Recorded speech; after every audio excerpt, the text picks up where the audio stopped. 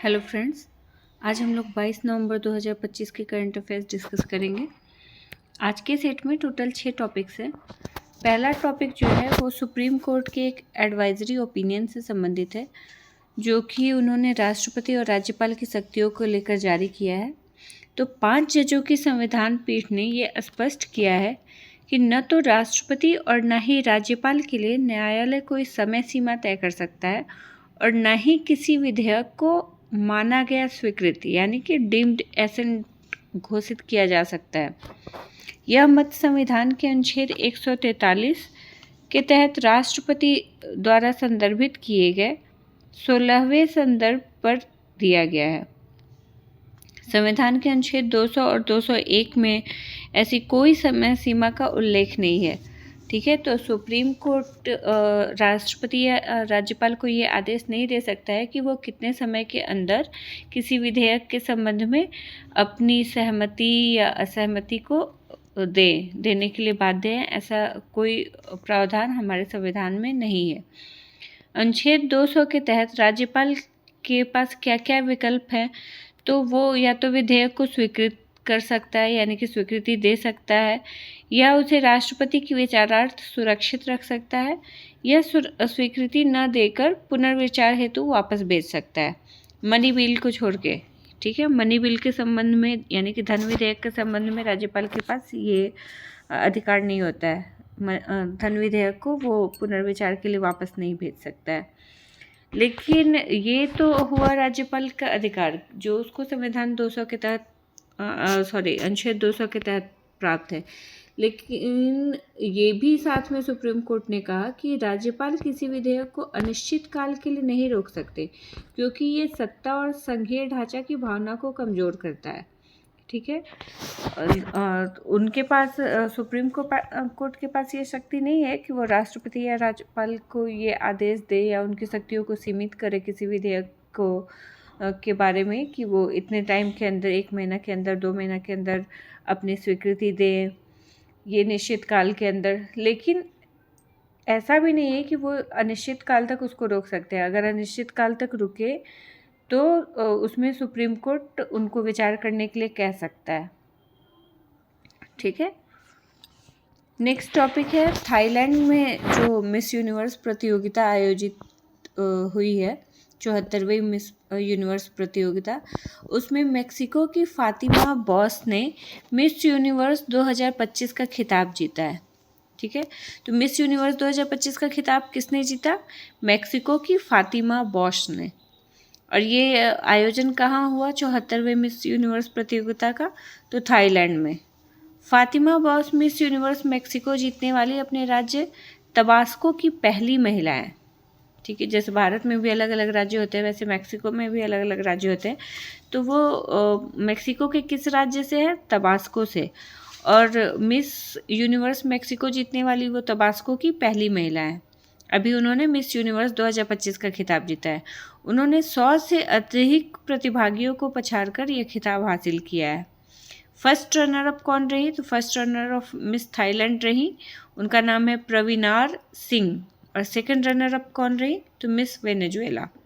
ठीक है, भारत का नेतृत्व किसने किया 74वें मिस यूनिवर्स प्रतियोगिता में? तो इस भारत का प्रतिनिधित्व किया मनिका विश्व शर्मा ने, ये राजस्थान की हैं। नेक्स्ट टॉपिक यूएई से संबंधित है। तो यूएई ने वैश्विक मानवीय सहायता के क्षेत्र में वर्ष 2025 में दुनिया का तीसरा सबसे बड़ा दाता देश के रूप में जगह बनाया है। ठीक है, पहले नंबर पे है संयुक्त राज्य अमेरिका, उसके बाद यूरोपियन यूनियन और फिर थर्ड नंबर पे यूएई। ये किस रिपोर्ट के तहत ये घोषणा की गई है? तो संयुक्त राष्ट्र की वित्तीय ट्रैकिंग सेवा यानी कि यूएन फाइनेंशियल ट्रैकिंग सर्विस के अनुसार यूएई ने वर्ष 2025 में कुल 1.46 अरब डॉलर की मानवीय सहायता प्रदान की है, जो वैश्विक मानवीय फंडिंग का 7.2% है। ठीक है, और ये यूएसए और यूरोपीय संघ के बाद तीसरा सबसे बड़ा दाता देश बन गया है। यूएई ने जो सहायता प्रदान की है उसमें फ़िलिस्तीन को सबसे बड़ा हिस्सा मिला है। इसके बाद सूडान, सीरिया, यूक्रेन और अफ़गानिस्तान का नंबर है। ठीक है, तो इन देशों को यूएई से मानवीय सहायता प्राप्त हुई है। नेक्स्ट टॉपिक है विश्व बाल दिवस से संबंधित। ये कब मनाया जाता है? तो विश्व बाल दिवस 20 नवंबर को मनाया जाता है। ये पहली बार 1954 में मनाया गया था और यह दिवस संयुक्त राष्ट्र की एक पहल है जो अब यूनिसेफ द्वारा आयोजित होता है। तो इसको स्टार्ट किया था संयुक्त राष्ट्र ने, लेकिन अब यूनिसेफ इसको आयोजित करता है। इसको मनाने का, विश्व बाल दिवस मनाने का उद्देश्य क्या है? तो इसको मनाने का उद्देश्य शिक्षा, स्वास्थ्य, सुरक्षा और न्याय तक बच्चों की पहुंच सहित उनके समग्र कल्याण के लिए जागरूकता, कार्रवाई और वकालत को प्रोत्साहित करना। इस बार विश्व बाल दिवस के लिए 2 थीम रखा गया है। पहला, माई डे माई राइट्स, यानी कि मेरा दिन मेरे अधिकार, और सेकंड है for every child every right, हर बच्चे के लिए हर अधिकार। भारत में बाल दिवस कब मनाया जाता है? तो भारत में बाल दिवस 14 नवंबर को मनाया जाता है। ठीक है, नेक्स्ट टॉपिक है कोलंबो सिक्योरिटी कॉन्क्लेव से संबंधित। अभी कल हमने इसके बारे में डिस्कस किया था। इसका आयोजन नई दिल्ली में हो रहा है और 7वां ये सम्मेलन हो रहा है।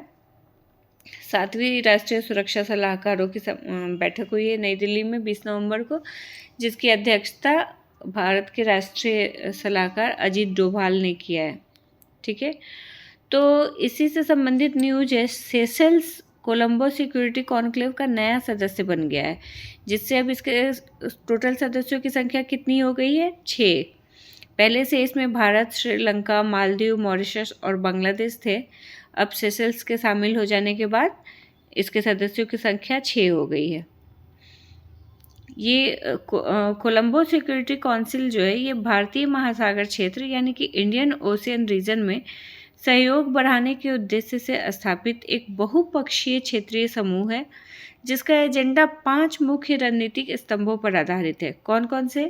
तो पहला है समुद्री सुरक्षा और संरक्षा, फिर है आतंकवाद और कट्टरपंथ का मुकाबला, नेक्स्ट है तस्करी और अंतर्राष्ट्रीय संगठित अपराध पर रोक, फोर्थ है साइबर सुरक्षा और महत्वपूर्ण अवसंरचना की रक्षा, और फिफ्थ है मानवीय सहायता और आपदा राहत।